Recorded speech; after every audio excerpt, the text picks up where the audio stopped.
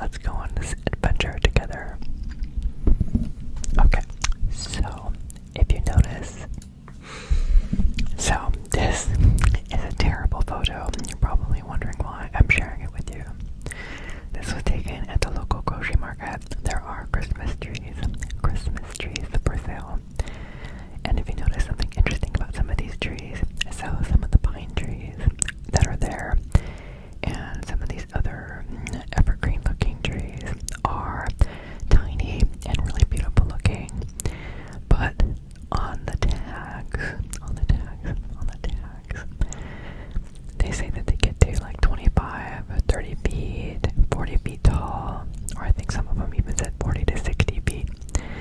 And I think that's a challenge where you buy this little tree that you want to dress up for Christmas time, and you think you can plant it in your yard or have something that you can put on the patio on its own. But then it starts to grow too big. So I did that with my wife one year. We wanted to not have a tree that we throw out. We wanted to have something that was going to last. So I got one of these little trees. It had little ornaments on it. It was very cute. And it was growing little bright green things at the ends. And we called it a happy tree. Unfortunately, I didn't realize the happy tree was a 40-foot tree. And at the time, we were in a complex. We had no yard. There was no yard. There was nowhere to put it. So unfortunately, we weren't able to keep that one. But if you notice, there is a rosemary bush here, and that is disguised as a Christmas tree. And if you know anything about rosemary, you know that they smell very good if it gets pruned and stuff. It's very nice. And it only gets about 4 feet tall. Now, it is a bush, so it's clearly shaped. It is artisanally crafted to look like a tree. It's really just a bush. It's a bush. Let's be honest. It's a bush. But it looks really cute. Anyway, I shared this with my wife, and she says we already have rosemary, and I completely forgot that the web-covered plants in the front are rosemary. Underneath the spiders and the webs, and the spiders' webs, lies the rosemary bush. Now, they are big blocks of bushes. Very bushy looking, and not Christmas tree like. You're saying, Michael, we're nowhere near Christmas. Why is this even here? I don't know. And that's part of the fascination. You can say, Michael, why are you showing me a picture of a supermarket that clearly has shopping carts in the back, and your thumb or your finger is taking up like a third of the image? And I would say this is a whispered ramble, and so I would say the finger element is adding something like a conversation piece and gives us something to talk about besides the flowers down there. I don't know what they have to do with Christmas, probably nothing. But they had these pine cones outside too. It smelled really good. They were all spiced up, a pumpkin spice or something. It smelled really good, but it's also kind of overwhelmingly powerful. And I would say I don't like this. Something I don't like about the picture, but I can't quite put a finger on it. Put a finger on it. Can you help me in the comments? What is it about this picture that's so unnerving? Let's take a look at some of the other photos that we have. This is Coco in a box. Coco. This is little Coco. This is coconut. Little coconut. Little coconut. Little Coco in a box. This is the evolution of the Coco in a Coco box, which is that there are Coco ears coming out of the Coco box. Right there, this is Coco, little Coco. She's a tortie Coco. She's a tortie, and we love her. She's cute.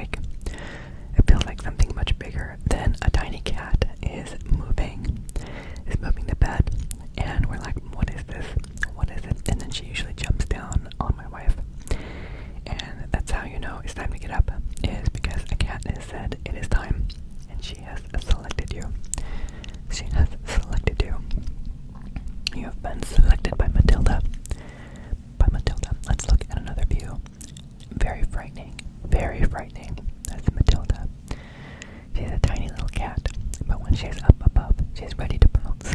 She's ready to pounce. This is, I think, a stink bug. It was walking on the sidewalk, and I thought I would take a photo of this bug. I'm like, I think it's getting ready to spray me, so I should probably move away. Move away, move away, move away, move away, move away, move away, move away now.